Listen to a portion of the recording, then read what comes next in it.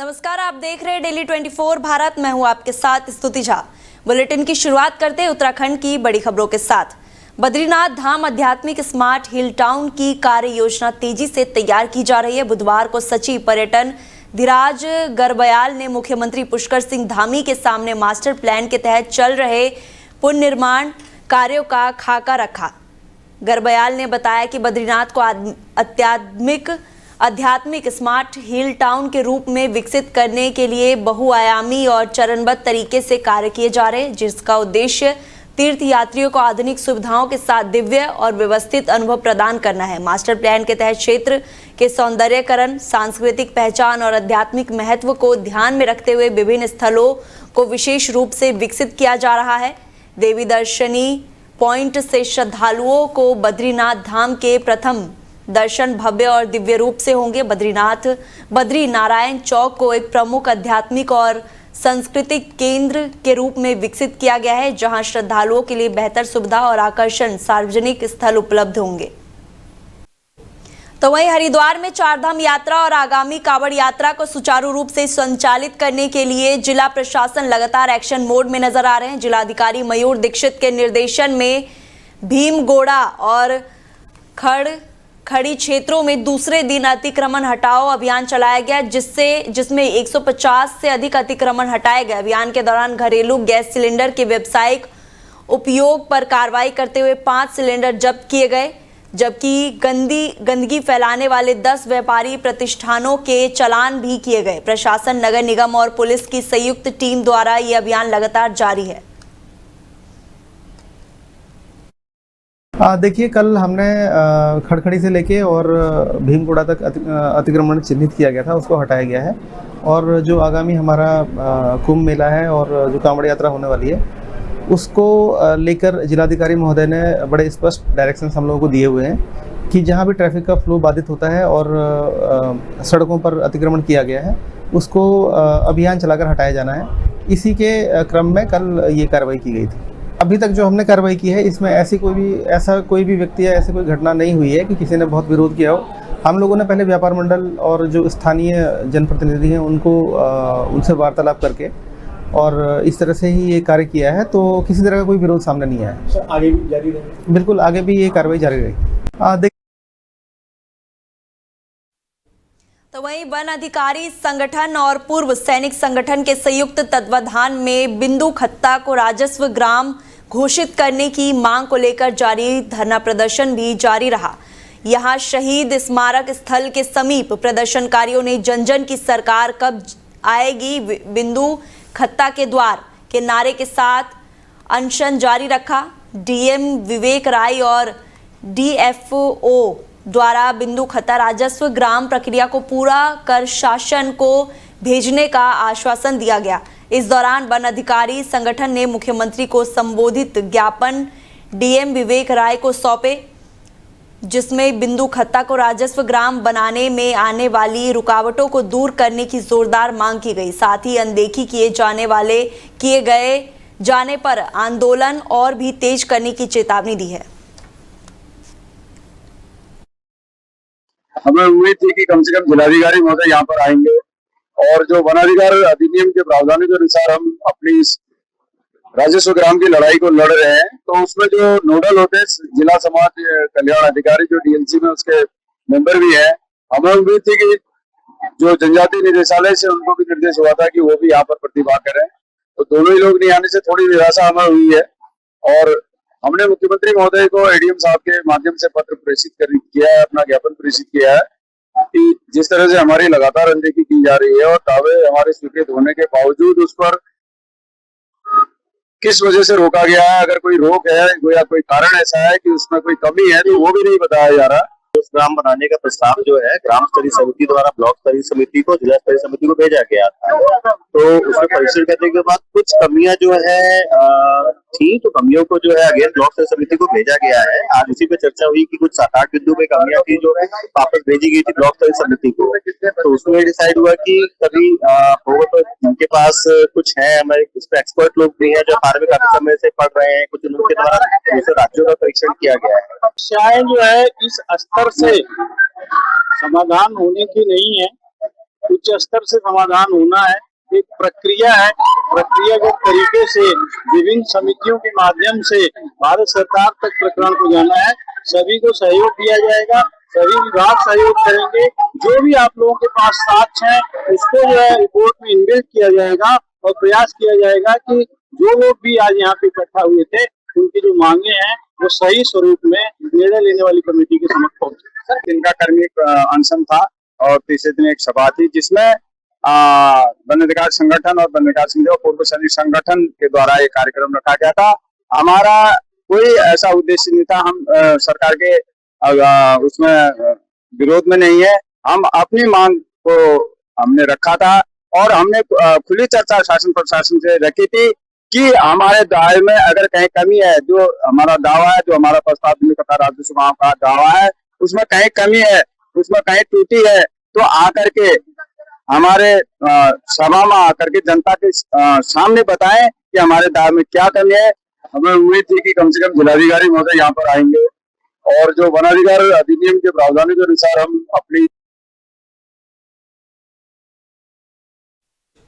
तो वहीं प्रदेश में मौसम का मिजाज पूरी तरह से बदल गया है। ठंडी हवाओं और घने कोहरों के चलते तापमान में गिरावट आई है। मई महीने में ही लोगों को कड़ाके की सर्दी का एहसास होने लगा है। लगातार हो रही बारिश से मसूरी, माल रोड समेत प्रमुख बाजारों में सन्नाटा पसरा हुआ है। वहीं जल भराव और फिसलन के कारण जनजीवन भी प्रभावित हो गया है। पहाड़ों की रानी मसूरी में लगातार बारिश के चलते जनजीवन पूरी तरह से प्रभावित हो गया है। लगातार हो रही बारिश के कारण शहर में ठंड अचानक बढ़ गई है और मौसम में दिसंबर जनवरी जैसी सर्दी का एहसास होने लगा है। बुधवार को शहर में बारिश के चलते मॉल रोड सहित प्रमुख बाजारों में सन्नाटा पसरा रहा। पर्यटक जहां अपने होटल में ही कैद बनकर रह गए, वहीं स्थानीय लोगों में भी दैनिक कार्यों में दिक्कतों का सामना करना पड़ा। स्कूल जाने वाले बच्चों और दफ्तरों जाने वाले कर्मचारी को भी परेशानियां झेलनी पड़ी। लगातार हो रही बारिश से तापमान में गिरावट दर्ज की गई। ठंडी हवाओं और कोहरों के कारण लोगों ने गर्म कपड़े का सहारा लेना शुरू कर दिया।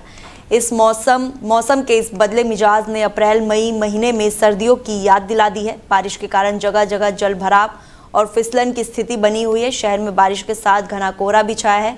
शहर में अधिकतम तापमान गिरकर 14 डिग्री तक पहुंच गया है।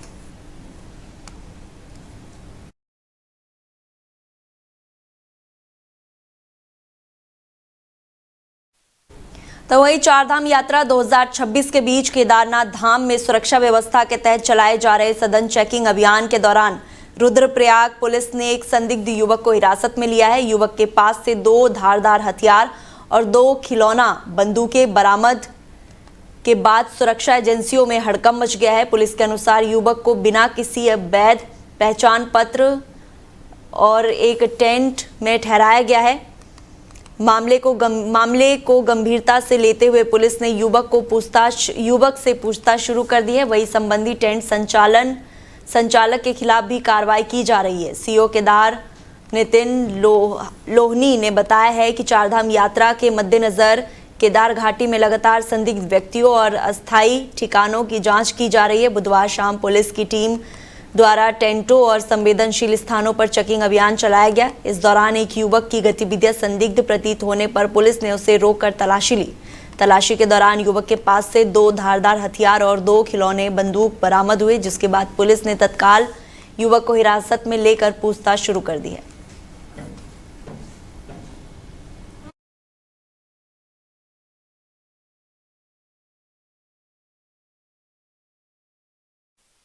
तो वहीं मंगलवार सुबह ज्वालापुर विधानसभा से कांग्रेस विधायक रवि बहादुर ने बहादरा बाद टोल प्लाजा का घेराव किया है। इस दौरान उनके साथ बड़ी संख्या में कांग्रेस कार्यकर्ता भी शामिल रहे। कांग्रेस कार्यकर्ताओं ने टोल प्लाजा पर जमकर नारेबाजी की और प्रदर्शन के दौरान टोल प्लाजा पर ही धरना जमा दिया। सुरक्षा की दृष्टि से मौके पर भारी पुलिस बल तैनात रहा। प्रदर्शन के दौरान लोगों ने टोल फ्री करवा दिया, वाहनों को बिना शुल्क गुजरने दिया। मौके पर पहुंची पुलिस टीम स्थिति को नियंत्रण करने का प्रयास किया जा रहा है।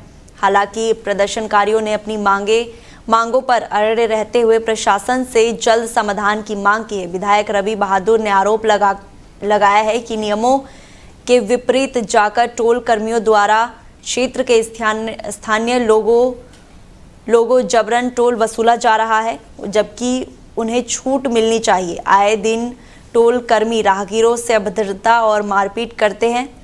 रवि बहादुर ने आरोप लगाया कि क्षेत्र के लोग टोल भी खेल रहे हैं। तो वहीं अब आपको लेके चलते हैं देहरादून, जहां दुग्ध उत्पादक और पशुपालक सम्मेलन में सीएम पुष्कर सिंह धामी ने शिरकत की। आइए आपको दिखाते हैं। उत्तराखंड सरकार के पशुपालन, दुग्ध, मत्स्य, गन्ना विकास, कौशल विकास समेत अनेक विभागों के मंत्री भाई गौरव भगवाना जी,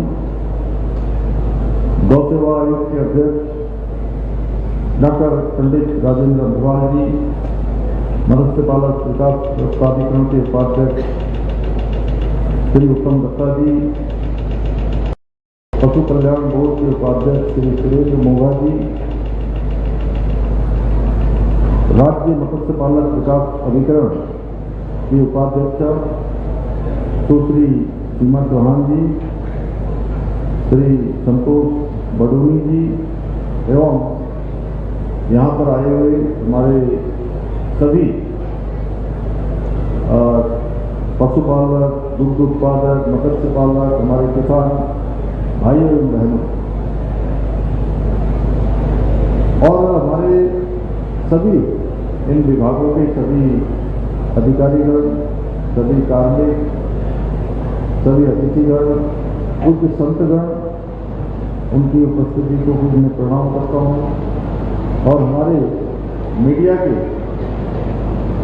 सभी मित्र जो आज हजारों हजार के कार्यक्रमों को कल लाखों लोगों तक पहुंचाने का काम आप सबके माध्यम से होगा।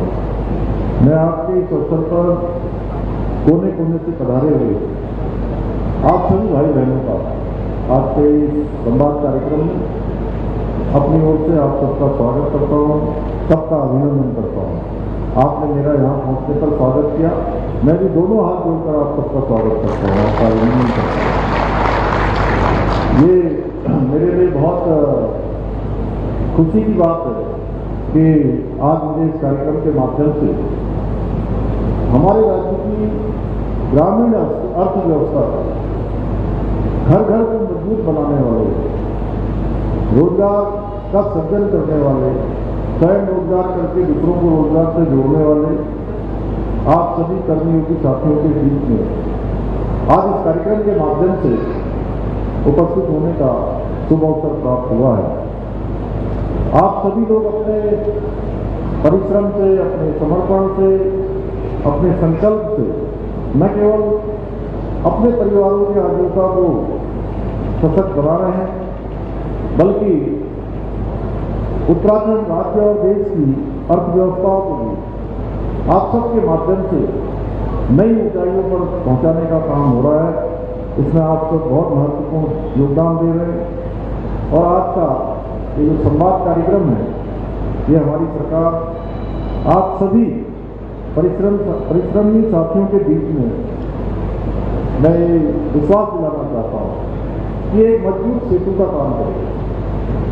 आपको योजनाओं के माध्यम से जोड़ना हो, आपको लाभार्थी योजना में सम्मिलित करना हो, या मैं जैसा अभी संवाद सुन रहा था कि सोन नदी में जिस प्रकार से पिछले वर्ष बड़ी आपदा आई थी, उस आपदा के समय में इंश्योरेंस की सुविधा देना हो, अनेक माध्यमों से हम आपके अनुभवों को, आपकी चुनौतियों और सुझाव और आवश्यकताओं को समझते हुए योजनाओं को इस प्रकार के संवाद के माध्यम से और अधिक प्रभावी बना सकेंगे और सरल बना सकेंगे, आसान बना सकेंगे, जिससे आपको सरकार की योजनाओं की जानकारी हो और उनका सीधे सीधे लाभ प्राप्त होने में कोई आपको कठिनाई न हो, किसी प्रकार का बैरियर बीच में न हो, कोई बाधा उत्पन्न न हो।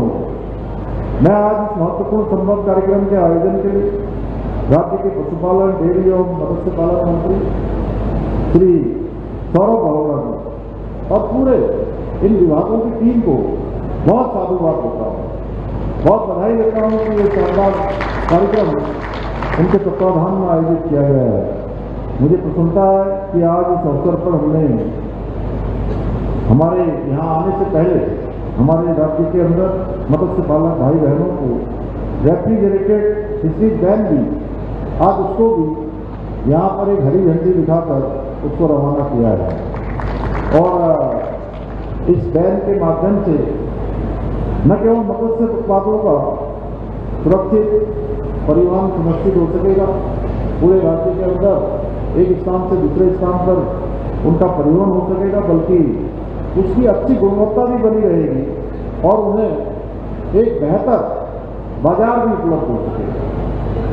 भाइयों बहनों, पशुपालन हमारी जो ग्रामीण जीवन शैली है उसका प्रमुख आधार रहा है, जो न केवल सदियों से हमारी परंपरा और हमारी संस्कृति से जुड़ा हुआ है, बल्कि लाखों परिवारों की आजीविका का प्रमुख साधन भी रहा है। एक समय ऐसा हुआ करता था कि जिस घर में सबसे अधिक पशुधन होता था उसे सबसे समृद्ध माना जाता था। ऐसा माना जाता था कि यहाँ सबसे ज़्यादा समृद्धि है, सबसे ज़्यादा मतलब सभी प्रकार की आवश्यकताओं की पूर्ति है। परंतु जैसे जैसे ज्ञान विज्ञान आगे बढ़ा, ये परिवेश बदला और भूमि जोत के लगातार घटते आकार, आधुनिक जीवन शैली के प्रभाव के कारण पशुपालन का जो स्वरूप है वह भी धीरे धीरे उसमें भी परिवर्तन होने लगा, उसमें भी परिवर्तन आने लगा।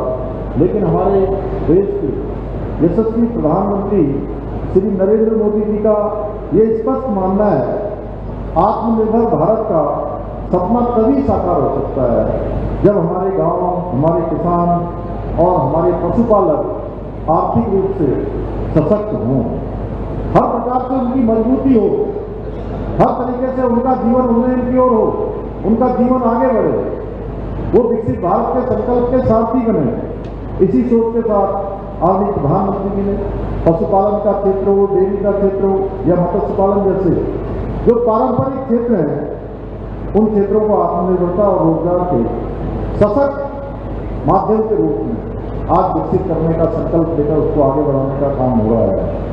और प्रधानमंत्री मत्स्य संपदा योजना, राष्ट्रीय पशुधन मिशन, राष्ट्रीय गोकुल मिशन, पशुपालन अवसंरचना विकास कोष तथा किसान क्रेडिट कार्ड जैसी जन कल्याणकारी योजनाओं के माध्यम से पशुपालकों को, दुग्ध पालक उत्पादकों को, मत्स्य पालकों को आर्थिक सुविधाएं, सहयोग और नए अवसर उपलब्ध कराए जा रहे हैं। आदरणीय प्रधानमंत्री जी के मार्गदर्शन में हमारी सरकार भी इन वर्गों के कल्याण के लिए पूरी तरह से कि हमारे पशुपालक, हमारे मत्स्य पालक, हमारे अन्य क्षेत्रों में जो खेती के क्षेत्र में काम करने वाले लोग हैं, दुग्ध उत्पादन के क्षेत्र में काम करने वाले हैं, वो सभी के सब आत्मनिर्भर बने, उसके लिए हम निरंतर काम कर रहे हैं। अभी सौरभ भावना जी ने बहुत विस्तार से बताया कि कितनी सारी योजनाएं आज राज्य के अंदर प्रारंभ की गई, नई नई नीतियां प्रख्यापित की गई है, जो नीतियां प्रचलन में नहीं थी। पहली बार 2022 में सरकार बनने के बाद उन नीतियों को जनता को समर्पित किया गया है। हमारी सरकार द्वारा राज्य में मुख्यमंत्री राज्य पशुधन मिशन के अंतर्गत बड़ी संख्या में पशुधन इकाइयों की स्थापना की जा रही है। इनमें पात्र लाभार्थियों को 90% तक का ऋण प्रदान किया जा रहा है, इसका अनुदान दिया जा रहा है। इसके अतिरिक्त गोट वैली, पोल्ट्री वैली जैसी योजनाओं के माध्यम से पशुपालकों को सहायता प्रदान की जा रही है। और इन योजनाओं का परिणाम है कि केवल ये योजनाएं शुरू भर नहीं हुई हैं, इन योजनाओं का आउटकम आ रहा है, यानी कि इन योजनाओं का परिणाम भी दिखाई दे रहा है। और वो परिणाम है कि हमारे चाहे गौट पालक हो, चाहे मुर्गी पालक हो, चाहे किसी भी क्षेत्र में काम करने वाले लोग हों, उनको लगातार आगे बढ़ने का अवसर मिल रहा है। गौ पालन, बकरी पालन, भेड़ पालन के माध्यम से राज्य में 11,500 से अधिक लोगों को इस दौरान स्वरोजगार प्राप्त हुआ है। और स्वरोजगार के साथ साथ हम लोगों ने अन्य लोगों को भी रोजगार से जोड़ने का काम किया है। इसके अलावा मुख्यमंत्री राज्य पशुधन मिशन के अंतर्गत भी राज्य में करीब 4,000 से अधिक युवाओं और महिलाओं को स्वरोजगार से जोड़ा गया है। भाइयों बहनों, हमारी सरकार पशु स्वास्थ्य सेवाओं को और सुदृढ़ बनाने के लिए और प्रभावी बनाने के लिए कई कदम उठा रही है। आज राज्य के 60 विकास खंडों में मोबाइल वेटनरी यूनिट संचालित की जा रही है। हम शेष 35 विकास खंडों में भी जो बचे हुए हमारे 95 ब्लॉकों में से 35 ब्लॉक बचे हुए हैं, उनमें भी जल्दी से जल्दी मोबाइल वेटनरी यूनिट का संचालन शुरू करने की दिशा में हम काम कर रहे हैं। इसके साथ ही आज प्रत्येक जनपद में आधुनिक सुविधाओं से युक्त मॉडल पशु चिकित्सालयों का निर्माण भी किया जा रहा है। मुझे ये बताते हुए खुशी हो रही है कि केंद्र सरकार द्वारा उत्तराखंड को वर्ष 2030 तक खुरपका मुंहपका रोग मुक्त राज्य बनाने की दिशा में हमारे राज्य का चयन किया गया है, जिससे पशुपालकों को होने वाले आर्थिक नुकसान में बड़ी कमी आएगी और पशुधन की जो उत्पादकता है उसमें वृद्धि होगी। भाइयों बहनों, हमारी सरकार ने मातृशक्ति को केवल लाभार्थी नहीं, केवल योजनाओं का लाभ मिले इतना भर नहीं, बल्कि उद्यमी बनाने का लक्ष्य निर्धारित किया है। और इसका परिणाम है कि आज 1200 से अधिक पशु सखियों और 500 से अधिक हेल्थ कार्यकर्ताओं के माध्यम से महिलाओं को सशक्त उद्यमी के रूप में तैयार किया जा रहा है। इसके साथ ही हमने पहाड़ी क्षेत्रों में महिलाओं का जो बोझ कम करने के लिए मौसमी चारा भी निःशुल्क उपलब्ध कराने की व्यवस्था भी की है, जिससे महिलाओं का समय भी बचे, उनको और अधिक परिश्रम न करना पड़े। इसके साथ साथ हम पशुपालकों को उनके उत्पाद के लिए उचित मूल्य और सुलभ बाजार उपलब्ध कराने का भी प्रयास कर रहे हैं। केवल उत्पादन करना महत्वपूर्ण नहीं है, उसके साथ साथ उनको बाजार भी उपलब्ध हो, उनका विपणन भी हो, यानी कि समय पर उनका जो उत्पाद है वो बाजार में उपलब्ध हो और उनके ठीक प्रकार से उनको दाम मिले।